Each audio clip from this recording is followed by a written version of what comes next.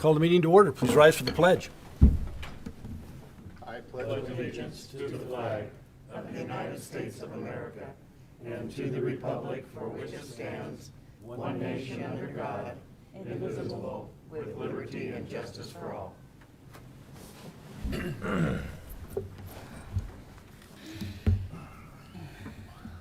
Welcome to the October 20th Post Falls City Council meeting.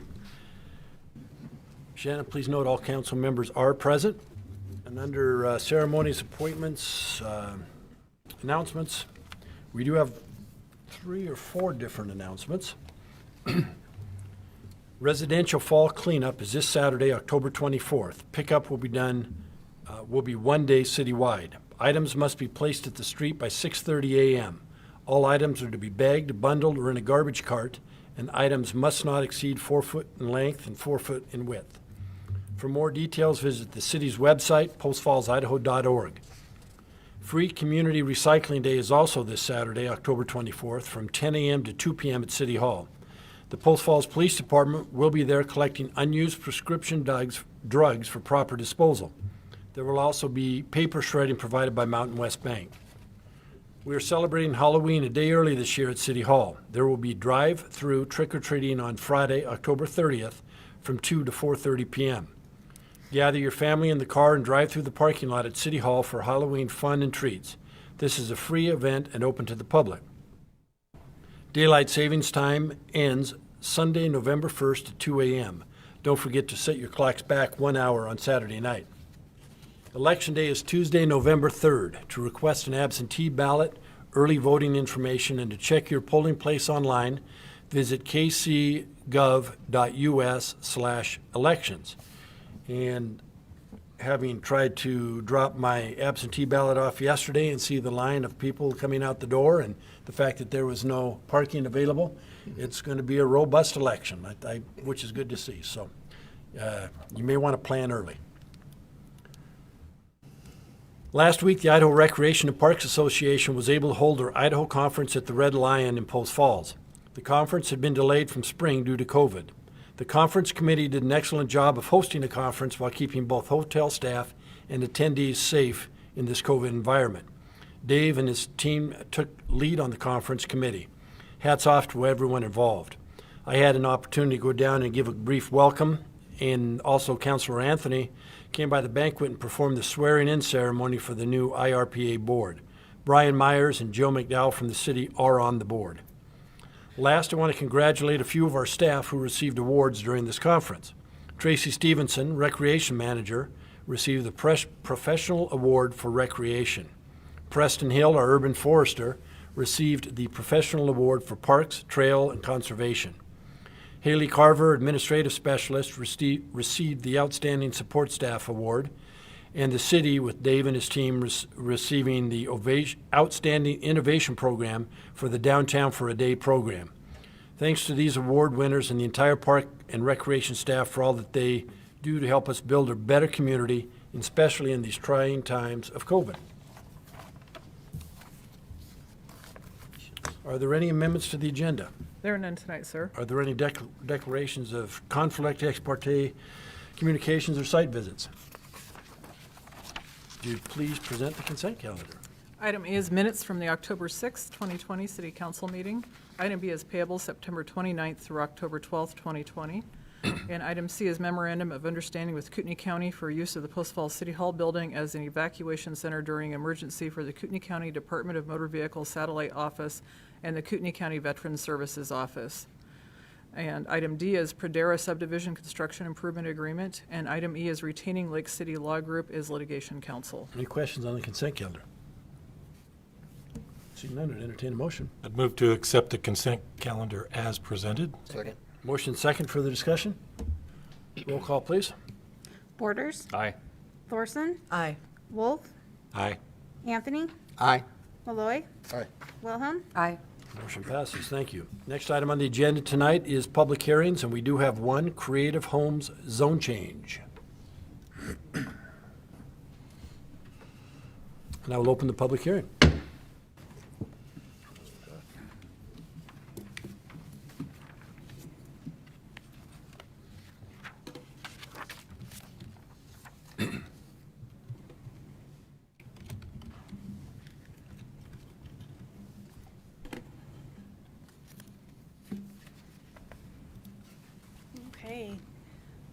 Good evening, Mayor Jacobson, Council President Wilhelm, members of the council. I'm Laura Jones, Associate Planner with City of Post Falls.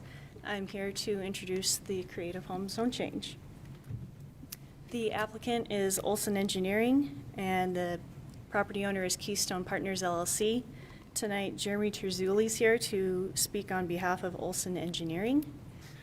The requested action is to rezone approximately 3.5 acres from industrial to the medium-density multifamily residential R2. The site is undeveloped, vacant piece of land in Post Falls. Project location is in the southwest corner of Celtice Way and Creative Way, indicated on the map in the red hatching. Woodbridge subdivision is directly to the west. Parcel information, the land, as I mentioned earlier, is currently vacant. There's no significant topology or vegetative characteristics on site. East Green Acres Irrigation District is the water purveyor, and the City of Post Falls will be the sewer provider. Surrounding zoning currently, as mentioned, the subject parcel is currently industrial, with additional industrial lying to the east, R1 to the west, and directly north of Celtice Way is out of the city and Kootenai County's jurisdiction. There's 6 criteria reviewed for a zone change. The first is that amendments to the zoning map should be in accordance with the comprehensive plan's future land use map. The map here shows that this is currently the business commercial zoning designation. And the implemented zoning districts include R2 zoning. And note that industrial is not one of the implemented zoning districts for the business commercial. Therefore, the zone change would actually move towards conformance with the comp plan. Excuse me. Second criteria is that amendments to the zoning map should be in accordance with the goals and policies found in the Post Falls Comprehensive Plan. That's outlined in detail in the staff report, so I won't go into that tonight. Third criteria is that zoning is assigned following consideration of such items as street classification, traffic patterns, existing development, future land uses, community plans, and geographic or natural features, and to encourage balance in land use to help Post Falls remain a desirable, stable, and sustainable community. The proposed zone change will create a buffer between the R1 in the Woodbridge subdivision and the industrial use to the east of Creative Way. Adding R2 land will encourage a balance of land uses, which currently the R2 only accounts for 2.5% of the properties located within the city limits. And of that 2.5%, the majority of those properties are already built out and developed. So very few vacant R2 parcels. The fourth criteria is that commercial and high-density residential zoning are typically assigned along streets with higher road classification. Celtice Way is a principal arterial, and Expo Parkway to the south is a minor arterial. And note that the applicant is not asking for high density, but rather medium density. But this criteria does demonstrate the compatibility with the proposed zone change and the traffic patterns in that area. Next, the limited or neighborhood commercial and lower density residential zoning are typically assigned for properties as they proceed further away from the higher intensity urban activity to ensure that adequate land is available for future housing needs. So this criteria is not directly applicable. This is an infill lot, so we'll be looking at the development, or looking for infill development on the development pattern that already exists there. So we'll look at the compatibility with the existing uses rather than that direct criteria. Lastly, industrial zoning is typically assigned for properties with sufficient access to major transportation routes and may be situated away from residential zoning. This criteria is in line with the proposed zone change, as the R2 zone will further buffer the R1 Woodbridge subdivision from the nearby industrial and still retain that right-of-way buffer between the industrial and the R2. There currently exists a 20-foot buffer between the subject property and the Woodbridge subdivision to the west. This 20-foot buffer was put in as part of the plating process with the Woodbridge subdivision, and it's currently used as open space. These were the agencies routed for comment during the public comment period.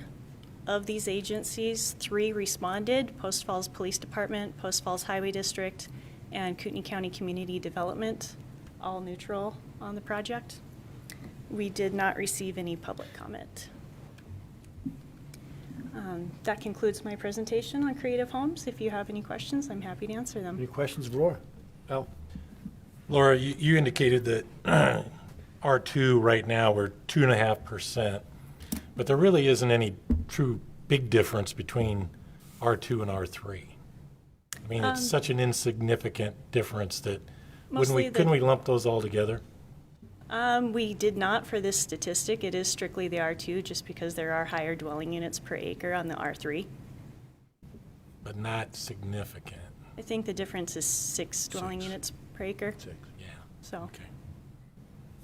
So I guess my point is that when we're looking at this, we're really creating more multifamily space. there is the potential for more multifamily, and R2 also does allow for single family. It depends on what the applicant chooses to move forward with. Okay. I think that's it. Thank you. Any questions? Thank you, Laura. Does the applicant wish to speak?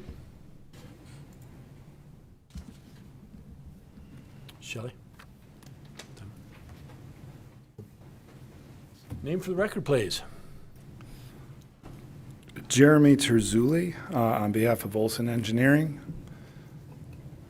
I reside on Kathleen Ave in Hauser, Idaho. Bear with me.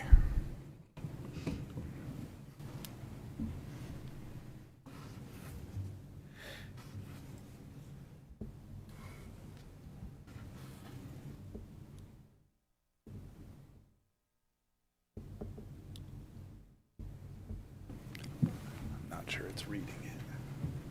Shelley. Thanks.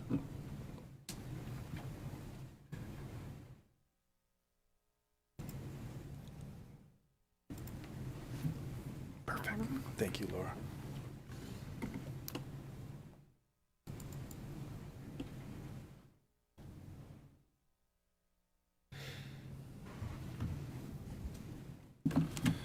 Good evening, Council. Thank you for your patience.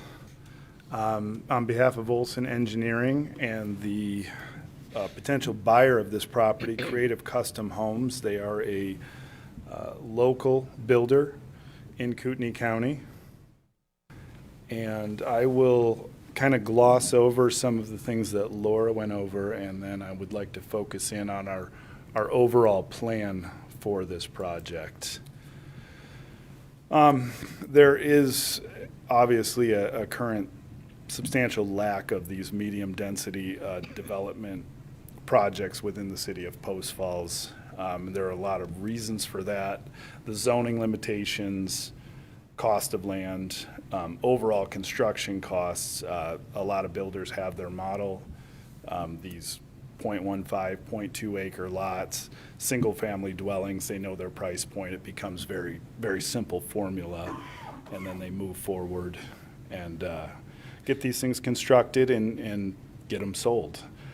There is a substantial, just a massive lack of this medium-density product, not just in Post Falls, but countywide right now, and we're trying to zero in on that and create some more attainable and entry-level housing for the community.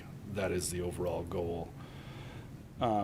And there's some statistics to support our position. 1 in 9 Idaho households right now spend more than half of their income on housing. The prices in the single-family housing arena right now the growth is tremendous, and I don't see it slowing down anytime soon. So we believe that additional affordable housing in the marketplace is going to be in high demand and is necessary to create a sustainable community.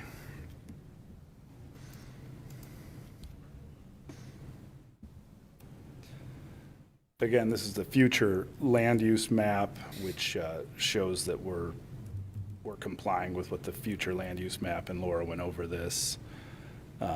These are the points that the applicant is supposed to exhibit conformity within these items to get an approval. And Laura did go over all of these, so I'll just sort of move quickly through these.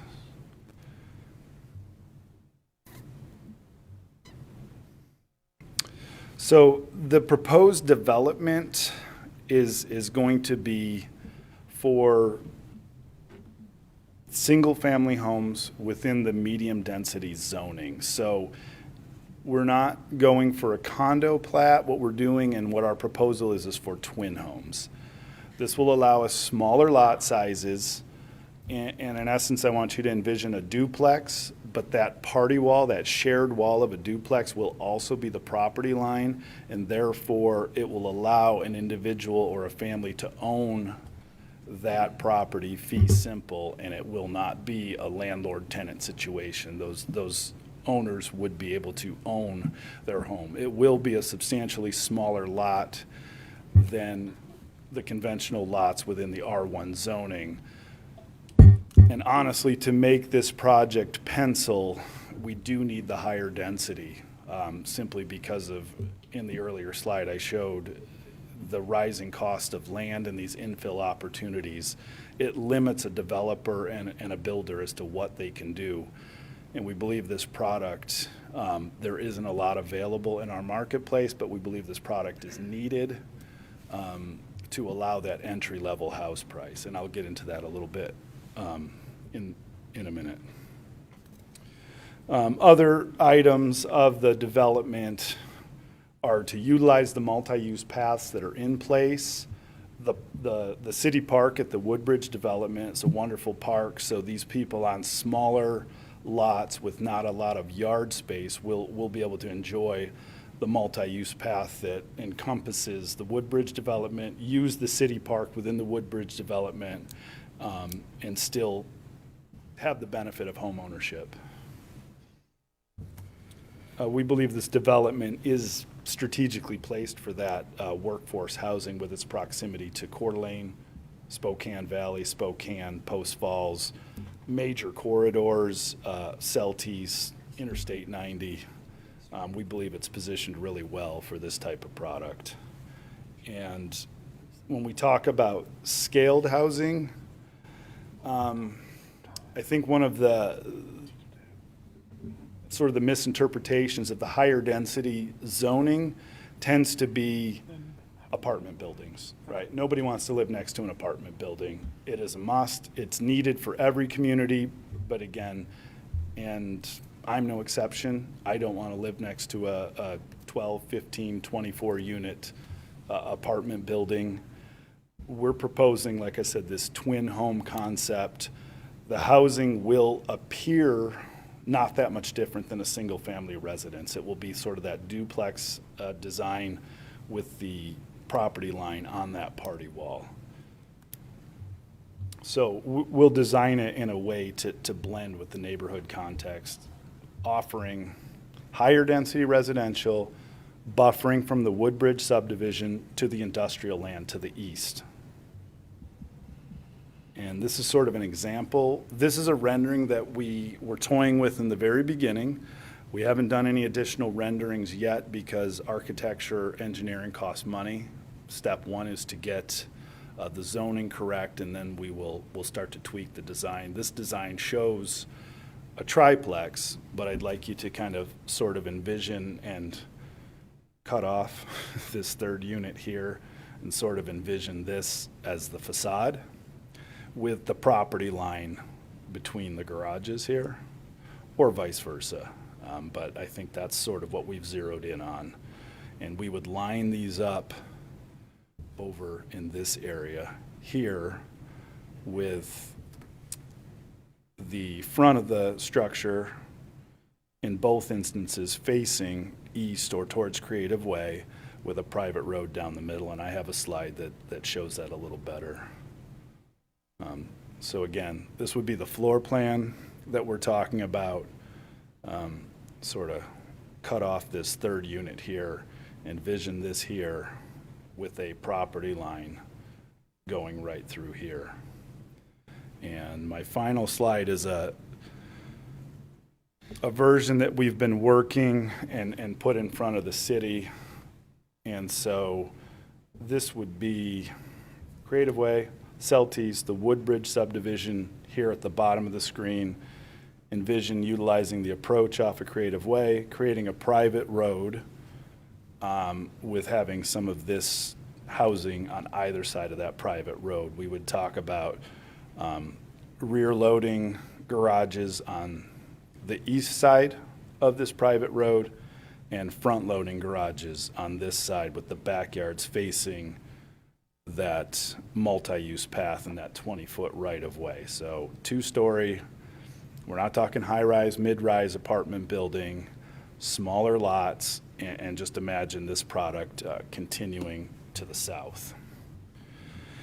And the reason for this, so my wife is also a mortgage banker, and this hits really close to home for me because I have 3 kids, 2 of which I'll be sending off to college in the next few years, and I look at what's currently available in our marketplace, and I think if my kids go off and get a good degree and want to come back and live in Kootenai County, and let's say they make $60,000 a year on their first job, they won't be able to afford a home in our community.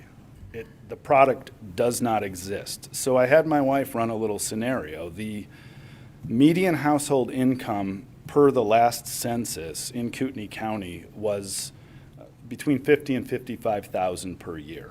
So I had her run a scenario for me, $60,000 median household income with $700 worth of debt, and that was to include a car payment, student loan debt, and any consumer debt. And I feel that's living pretty lean, $700 a month. As a mortgage banker for the last nearly 20 years, she said if they could come up with 3.5% down, I could get them approved for up to $300,000 loan. And I thought that was pretty good. So I logged onto the MLS and said, all right, what's available for that buyer right now? In Post Falls, a non-manufactured home, there's one option for that potential buyer, one. And I knew it was going to be low. I didn't realize it would be one. And then I added in Rathdrum, Hayden, Coeur d'Alene, and Post Falls. There are 8 available houses for the buyer in that scenario. And so it is a massive problem. And we think, okay, well, maybe that mid-20-something person with a college degree, they'll just have to rent for a while. Well, rental rates per the last survey taken from Valbridge puts rentals of a 2-bedroom between $1,200 and $1,500 a month. And there's less than 2% vacancy right now countywide. So the options for that entry level, for that workforce housing, are next to nothing. And the person that winds up renting, they're going to struggle to save anything for a down payment on a future home. And these are our kids, our nieces, our nephews, our grandkids, that if they decide to go off, get a college degree, and want to come back to our community, I don't see how they can live in this community.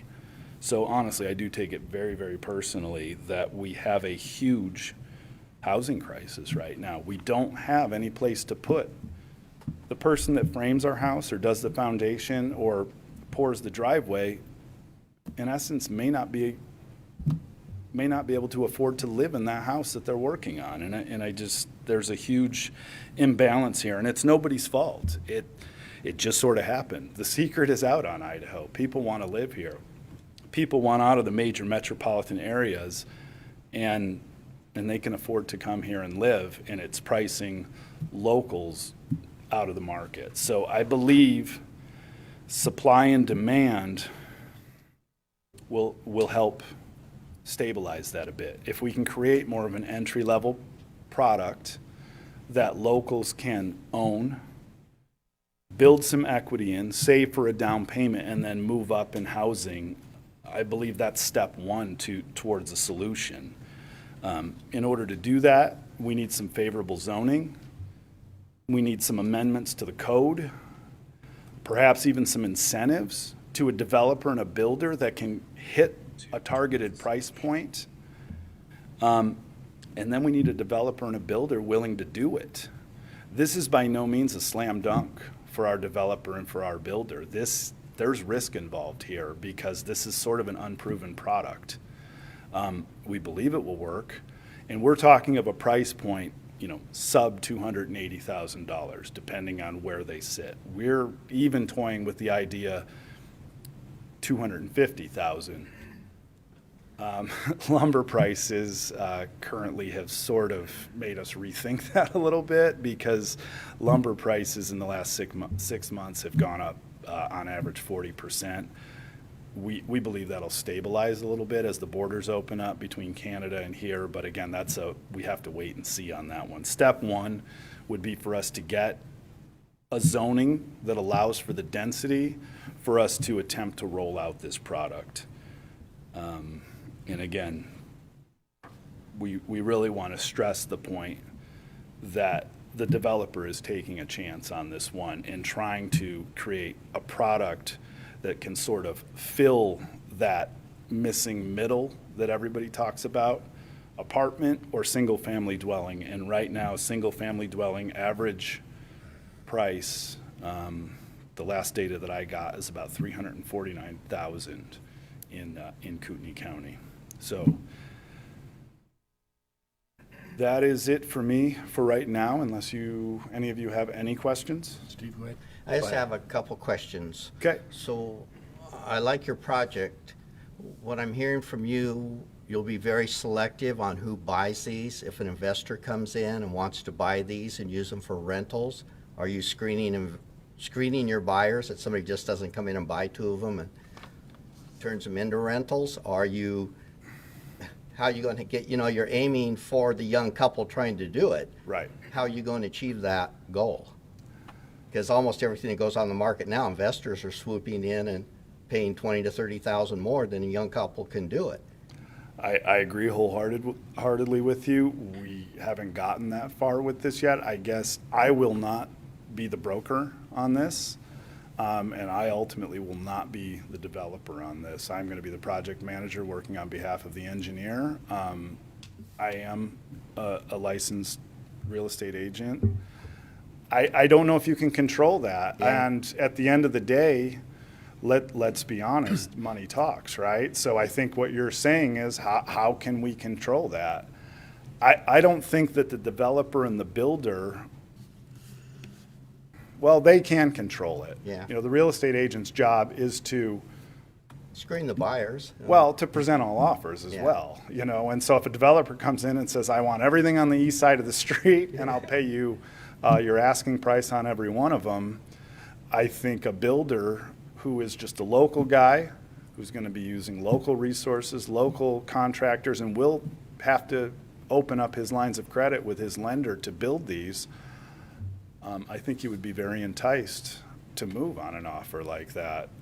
If we're being honest, I mean, Yeah. I could sit here and blow smoke all day, but Yeah. you'll see right through See, and that's it. why you make a compelling case, let's get that first home buyer in there, let's get it. But, if, my second concern, if it does become rentals, you don't have enough parking.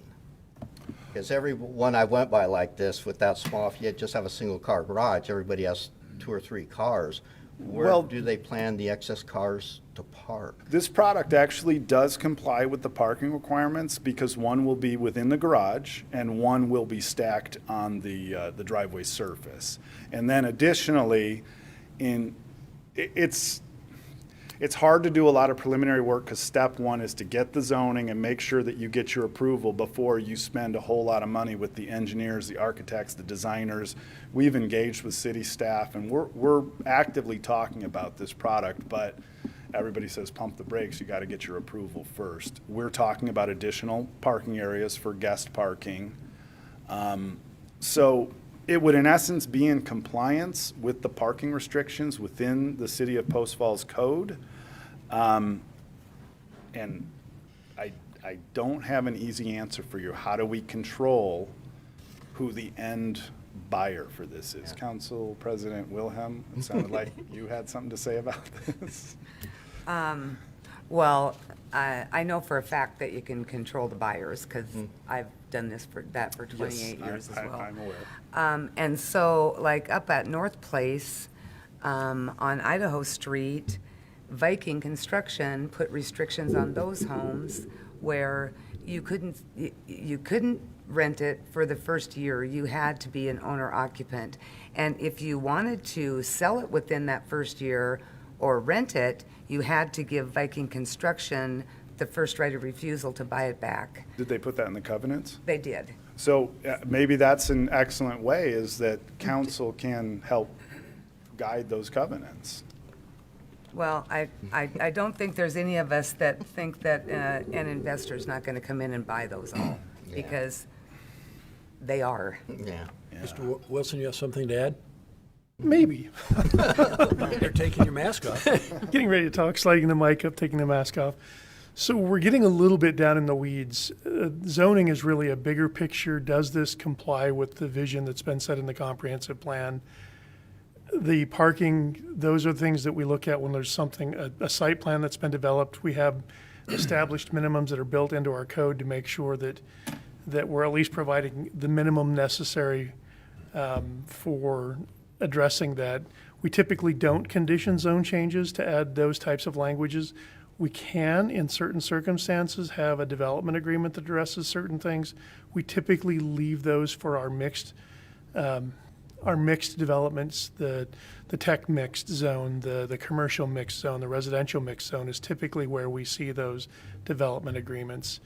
And typically, if you're going to do a condition, you'd be looking to try to resolve an issue that prevents you from getting to an approval. It's something there's something that's not present in the application. So you'd need to find a way, if we wanted to go down that path, to show how that condition is the bridge that allows you to get from cover a deficiency that's in the record that's been developed. So that's my 2 cents. Reel it back and don't get in the weeds.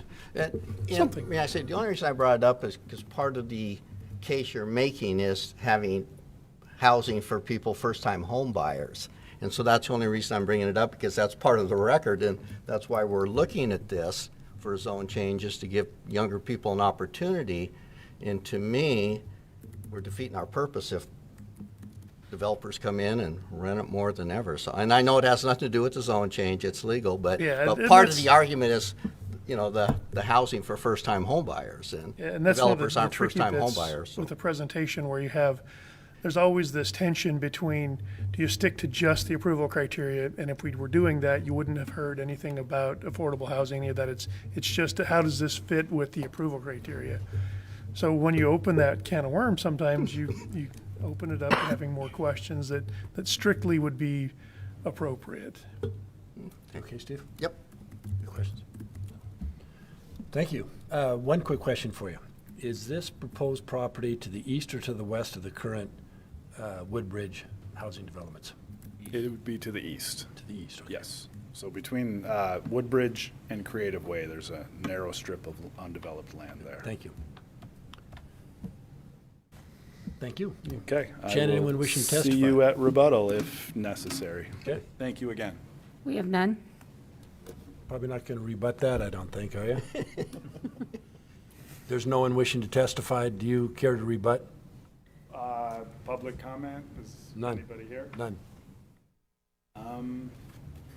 Well, then just allow me to wade in the weeds one more time. Let me really, if there's no testimony, there's nothing to rebut. You can only rebut testimony that was provided. So since there isn't any, sorry. I'll close the public hearing. Thank you, everyone. I had a couple comments myself. You know, it's without trying to get in the weeds again. You know, supply and demand is a big issue. We're talking about, does it meet the requirements, the zoning requirements? Yeah, it probably does. I probably don't have an issue with that. But a couple thoughts that I had is that you make the comment, and we've heard it quite often, that the developer's taking a chance on this. and any time a developer's involved in a project, they're taking a chance. That's the nature of the business. The other issue I want to mention is you say that we've got to increase the density in order to make a pencil. And I've maintained we want to be willing to work with developers. We want to do what we can to help development, but it's not incumbent on us to make sure a project pencils out.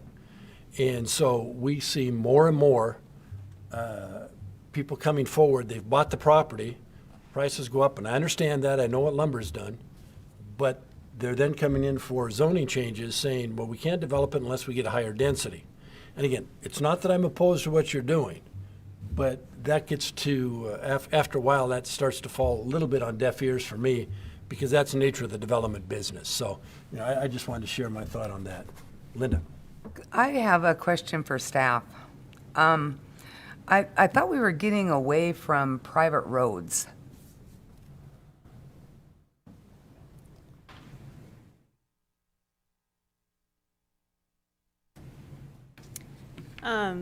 I do not know about getting away from private roads. That might be a question for Rob Paulus. But this is actually the first time I've seen this schematic for this project. We are strictly looking at the zone change criteria, not at the development idea. So they would have to bring that back, correct?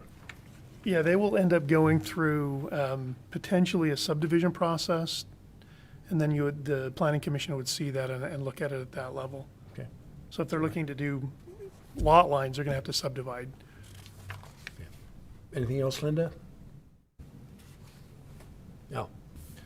I've got a couple comments here too. I think that to Warren's point, we have to kind of pull this back, and it's always nice when they come and say, this is what I want to build. But as the council, we have to step back and say, they don't have to build that.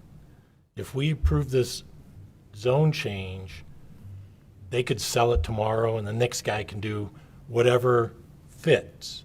And that was the question I had earlier. I mean, if we look at R2, the density could be 18 per acre.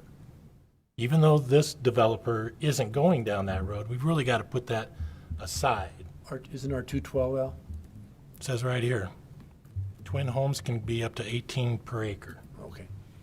I got some numbers from Bob today that tells us that what's already built and already approved, multifamily, is approaching 28, we're right at 28% of our population is going to be in a multifamily. And I understand what he's talking about in terms of affordable housing, but it's also incumbent on us to make sure that we keep a nice mix.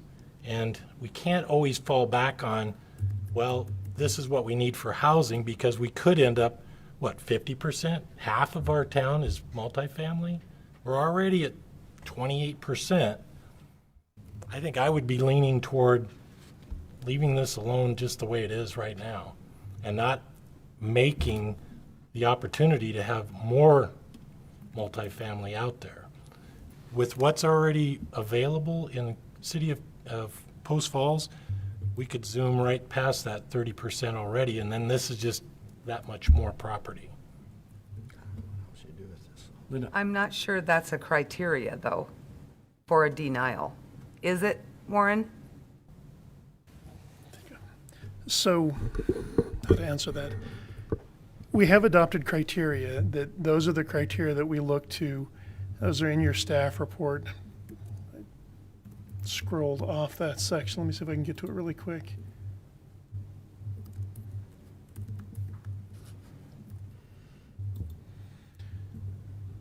So the criteria are is that it should be, number one, should be in accordance with the goals and policies in the comprehensive plan. And so the next one is it consistent with the future land use map. And then in implementing those, there's sort of overriding considerations like what is the street classification? What's the traffic patterns look like? Is it consistent with community plans or any geographic or natural features on the site? Typically, you're wanting to put your higher density or medium densities in proximity to bigger roads so you can handle the traffic. So the question you're asking yourself is, does this application meet those criteria? I don't know that we have an adopted criteria or a community plan that speaks to a percentage of a community that's going to be multifamily versus single family. If that's the direction you wanted to go, you would need to look back into those plans and those criteria and make the case somehow that it's not meeting that criteria. Well, I guess that's where I would try to make that case that, that say amendments to the zoning map should be in accordance with the goals and policies found in the Post Falls Comprehensive Plan. We could make the argument that the comprehensive plan speaks to, an adequate mix, and that by approving this, we're starting to push that mix away from that number. And I agree with Warren. We may not have that number, but I'm saying that that's the argument that I would make, that we're adding more multifamily to the mix where we don't have to. We don't have to approve this today. Joe? The way I'm looking at this one is people have a right to develop their property. Of course, they've got zoning rules and regulations. So the question to ask is, how does it affect the surrounding properties that are already built out? So we've got industrial across Creative Way, putting twin homes where this is proposed, or even two-story apartments. I think the biggest thing between R2 and R3 is the height restriction. Yeah. It's not going to affect the industrial area at all. They're not going to care. So it's zoned industrial now, so what would affect the current residents of Woodbridge more? An industrial development in that strip, or a medium-density development? I would argue that a medium-density development would have far less impact on the existing Woodbridge residents than an industrial development would. So just based on that, I think this proposal is probably a good thing, just because it keeps, you're not going to have a super loud industrial manufacturing place with a 20-foot buffer to single-family homes, and approving this would prevent that use from happening. But that's already been in place. We already have a buffer. The homes are already there. They were all built with the idea that there was going to be industrial right on the other side of their fence. And there's buffers built into the industrial development that creates, so that the adequate buffer should already be in place. I mean, I know what you're saying, and this is probably better, but do we have to? I mean, it's not something where it's like, oh my gosh, it isn't there now. So why, I guess I go back to, why add more acreage in multifamily to maybe make a little bit better buffer? I think the buffer is already there. It's adequate, or else those homes wouldn't be there. And all those people that bought those houses bought them with the idea that there would be industrial across their fence. Any other comments? I'd move to deny the zoning change, RZN 0042020. Any seconds? Motion dies for lack of second. Is there another motion to come forward? I would move to approve it. Second. Motion second. Further discussion? Roll call, please. Thorson, Aye. Wolf, No. Anthony, Aye. Malloy, Aye. Wilhelm, Aye. Borders. Aye. Motion passes. Thank you. Good discussion. Next up on the agenda is the unfinished business, community garden easement grant and acceptance. And good evening, Mayor and Council. Prior to Robbie presenting, I also wanted to let everyone know that I am on the board of St. Vincent de Paul. I am not participating in this decision tonight, nor do I participate in the decision on St. Vincent's side regarding this easement request. Thank you. And before you start, Robbie, Laura, was that your first presentation to council? Nice job. Thank you. You did very well. And we'd much rather listen to you than John. So.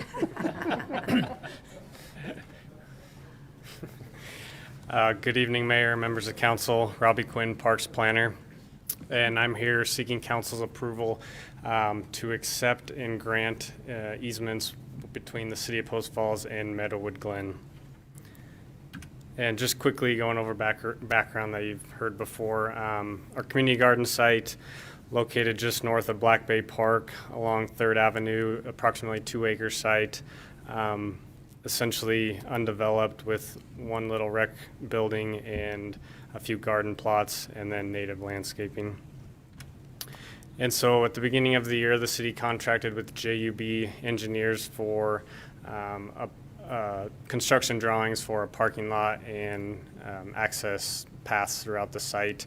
And in their research, they found that there were no current easements on record, and that was problematic because, as you can see, the current initial driveway approach to Meadowood Glen, located here, is entirely on city property, which is outlined in the red color. And so during this process, I presented these findings on the June 16th council meeting with council's approval to move forward with the drafting of these easements. And so I'm here seeking council's approval to grant an access easement to Meadowood Glen and to accept a utility drainage, parking, and access easement from Meadowood Glen. So with that. Questions of Robbie? Entertain a motion. I would move to approve the community garden easement grant and acceptance. Second. Motion second. Further discussion? Shannon, please take the roll. Wolf, Aye. Anthony, Aye. Malloy, Aye. Wilhelm, Aye. Borders, Aye. Thorson, Aye. Motion passes. Thank you, Robbie. Next item is new business, and we have the pedestrian crosswalk concerns, and it's a budget request. Mr. Melvin. And Mayor and Council, I have a statement to read prior to Bill presenting, so there's some confusion in this memo when it was put together. At this point, all resources have been let me take this off. All resources have been allocated for the fiscal year 21 budget. Any changes to this budget would require there either some type of a budget savings to the current budget or a public hearing through a budget amendment process. This means the council is able to hear this item tonight, but we would need to go back as staff and find a funding source for this item if you desire us to proceed forward, and that would need to come back to council for approval, either under unfinished business if it's a budget savings item, or a public hearing through a budget amendment process. So if you desire to move forward with this item tonight, it would be to direct staff to go back and find a funding source for this item. Thank you. Everybody okay with that? Yep. Thanks for the Thank you. clarification. Thanks. Mayor Jacobson, City Council, I'd like to speak to you tonight about 3 crosswalks within the community. One at 11th and Spokane Street, another one at 15th and Spokane Street, and the last one at East Pole Line and Cecil up by the high school. I'd like to kind of begin by telling a brief story here. I received a call a few weeks ago from a citizen expressing concerns with the crosswalk at 15th and Spokane Street. He just said it's a real safety issue. People aren't stopping for them. It was one of those days I'd been running back-to-back meetings and just needed to get out of the office for a little bit. So I went up and spent probably a little over half hour at this crosswalk at 15th and Spokane Street. This crosswalk has illumination around the side of the sign. It's solar powered. My experience when I was up there, I was quite frankly shocked with my experience out there. The only way I crossed that crosswalk about a dozen times, and the only way I could get across it was to get aggressive and stand in front of cars when I was in the crosswalk. I actually had cars come up to me when I was in the middle of the crosswalk, shift lanes, and accelerate past me. I was horrified at what I had experienced up there. And I actually had some neighbors came out and had talked to me about their similar experience up there. They just said it just really just was a safety issue for them. About a week later, we received another call from a father expressing concerns at the intersection of 11th and Spokane Street. He has young children that cross Spokane Street to go to school on the east side of Spokane Street. He said it's not unusual for them to have to call him with their cell phone and say, I can't get across the street. People won't stop, and it's a similar setup as this. So then subsequently, we'd been working with the school district, and they also had some concerns and were requesting crosswalks crosswalk improvements at the intersection of Pole Line and Cecil. So All of these, as Shelley had indicated, were non-budgeted items. These are items that came up after we had moved forward with the budget to you. So, Bill, quick question for you. yes, You say those crosswalks are illuminated. Is it just around the sign itself? just around the sign itself. So this is the existing sign. The illumination is actually kind of in that black border. When this first came out, this was kind of the industry standard. It's really been shown to not be that much more effective than just a standard sign. How does that compare with the crosswalk over on 15th and Chase? What we're moving to, the crosswalk at 15th and Chase, I believe is a rapid rectangular flashing believe it beacon. is. So what we're proposing to do, so this is the one that we have, like I say, it just illuminated. The industry has even come out and said this really isn't all that effective. This is the crosswalk like we have on Spokane Street and 4th down here, which is shown to be highly effective. Those are that rapid flashing beacon that you've seen. They really get the driver's attention. This is, the next step would be to go to actual signal, pedestrian signal. But this is what we're proposing to put in at all three of these locations. So this is the one that the industry is seeing as being much more effective. It gets the driver's attention with us. So this is what we're proposing to switch to. So does that answer your question? Yes, thank you. Okay, thank you.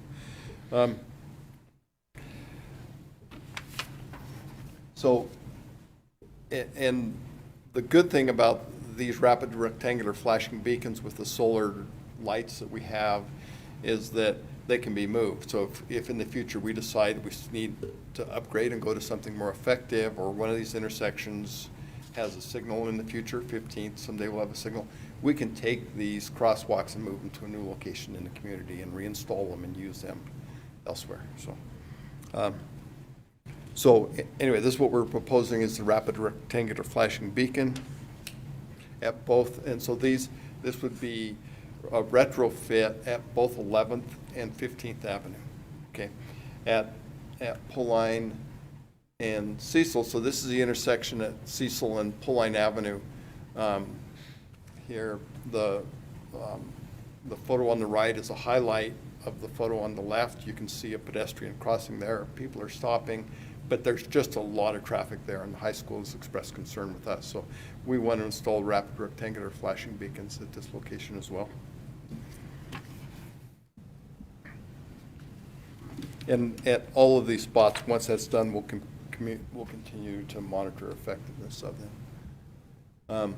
So this is the funding that we'll be seeking for this. Total overall budget is $24,000 to $30,000.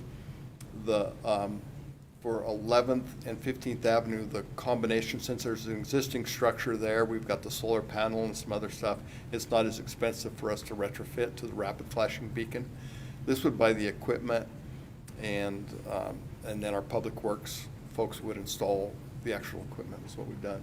The crosswalk rapid rectangular flashing beacon that we're proposing for Pulline and Cecil Avenue would be a brand new installation, so that cost is 12 to 15 in the cost range with that.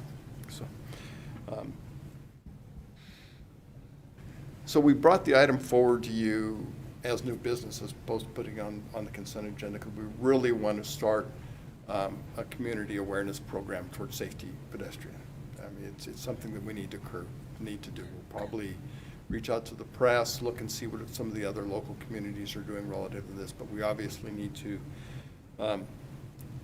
provide some increased community awareness and support with everybody through that.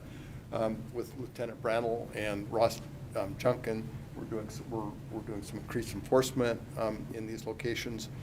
Our street division was up there today, starting to put in some new striping up there to increase the striping and the safety with that, and also put in some new advanced warning signings. And so there's a real team effort by the city to look in particular at these three.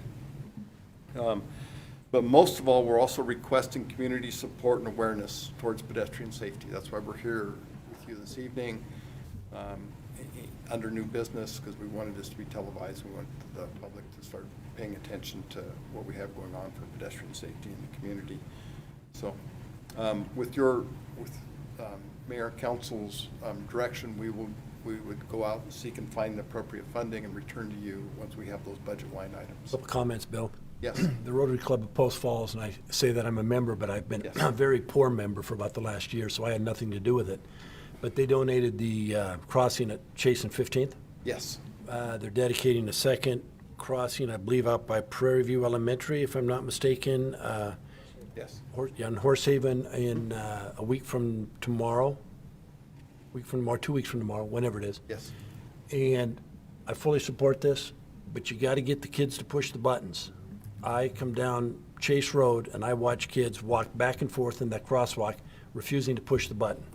So I think there's education of the community. I think we need to reach out to the school district and have them educate the students, because when I come in and it's dark, you don't see these kids. Right. And the third thing is I would say reach out to other community groups and as a source of funding, and ask to see if anyone would adopt any of these and help you with the funding on it. Okay, very good. Thank you. No comments? Go ahead, Joe. Go ahead, Joe. So actually, I'm going to direct this one to the lieutenant. Bill said there's been some increased patrols in the area. Is that having any effect at all? Mark Brennan with Patrol Lieutenant. So we did some increased patrols during the start of school, some focus control patrols for the crosswalks specifically, and also the school districts. They have some results during that time, but as I think a lot of you witness driving around the neighborhoods or driving around the city, some of the drivers are just not as patient as they used to be.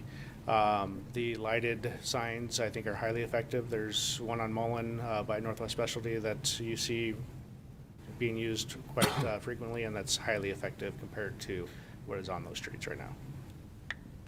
So this is better than increased patrols even.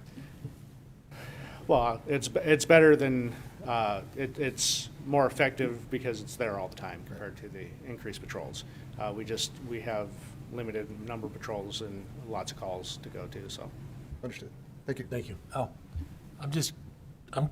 I'm fully in support of this, but I'm kind of wondering, did we miss something along the way? I mean, Mr. Flowers has been here several times talking about the crossing at Ace Hardware and such. I mean, have we just not done an inventory of the city and said, hey, we need to do something at these intersections, or?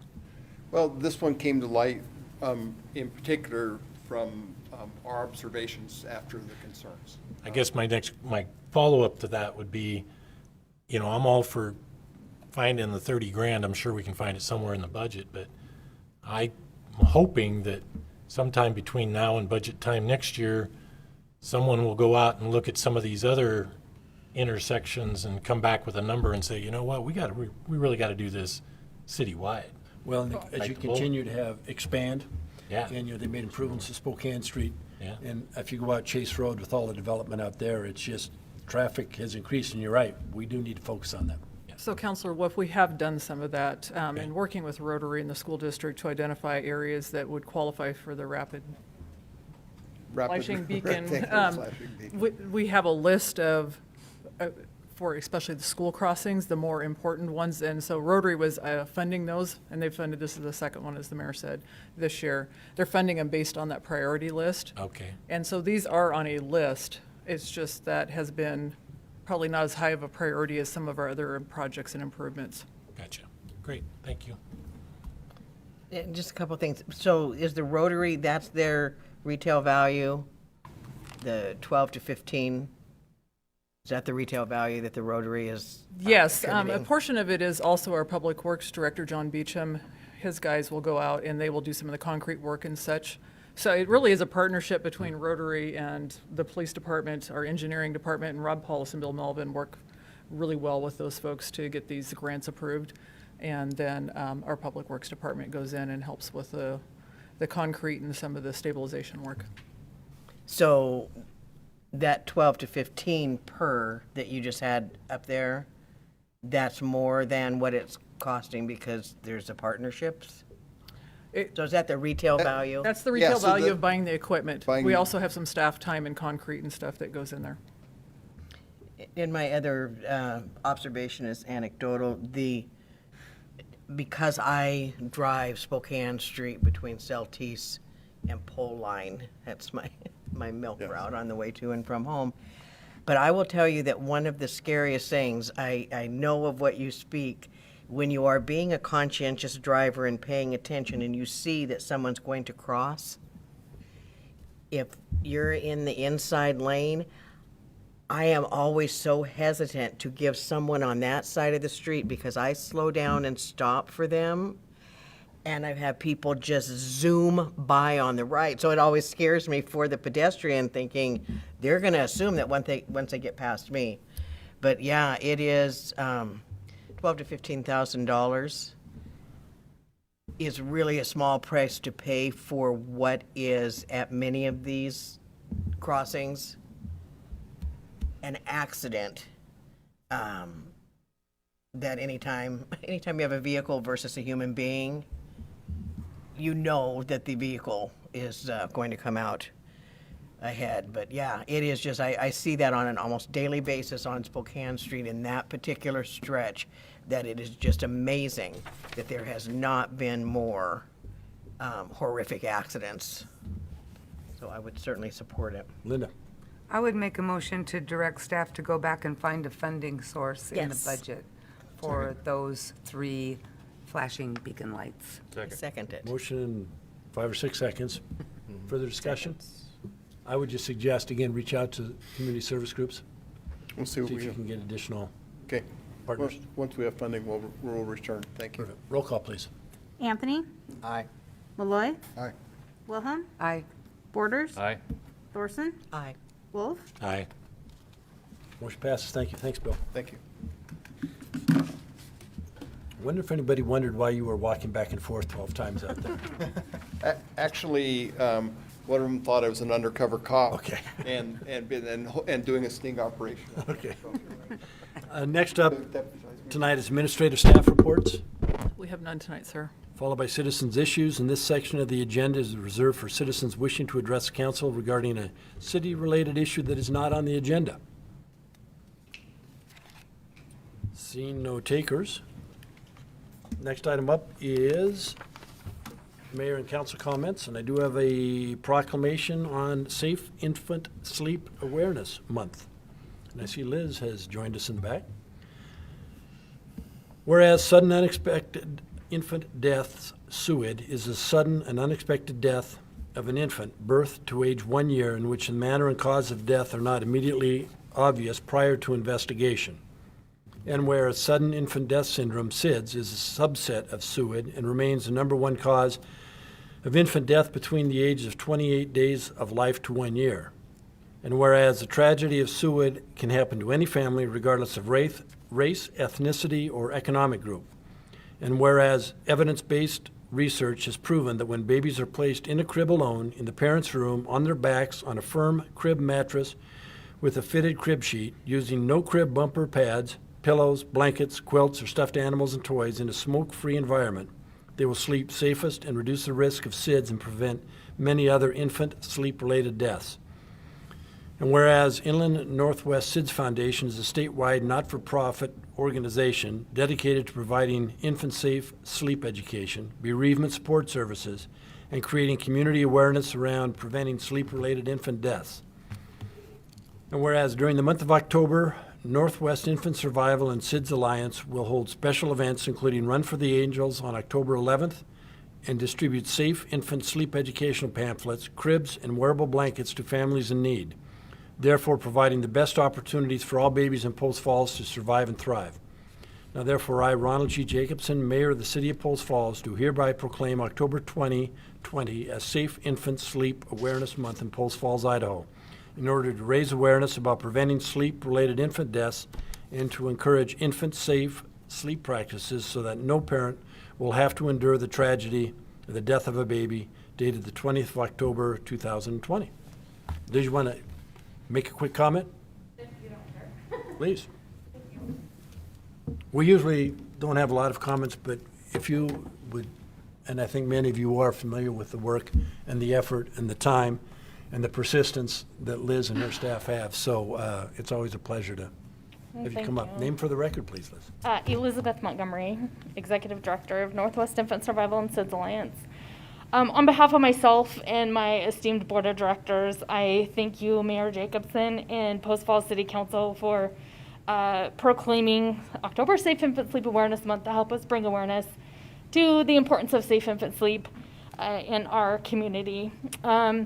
Just knowing that SUID is the #1 cause of death of our babies, age 1 month to 12 months of age. 90% of these deaths are preventable because babies were sleeping in unsafe sleep environments, such as with pillows and blankets. And over half of our deaths occur in the adult bed. So very unsafe what happens there, and we know that they're preventable with education, and we provide cribs for families who need them, who don't have a place for their babies to sleep safely. So I just, again, wanted to thank you for your support and your encouragement, and to keep all of this information in mind when you're creating policy for our child care centers here in Post Falls. And I would offer any support if you ever end up doing that in the future. So thank you for your support and encouragement to all of you. Thank you. Thanks for all you do. Thank you. If you want to get something done, call Liz. We do need an executive session tonight. We do. I would move to enter into executive session pursuant to Idaho Code 74-2061F to communicate with legal counsel for the public agency to discuss legal ramifications of and legal options for pending litigation or controversies not yet being litigated but intimately likely to be litigated. And also Idaho Code 74-2061C to acquire an interest in real property which is not owned by a public agency. Further, there will be no action taken during this session, and the session will last approximately 45 minutes. I'm getting dirty looks.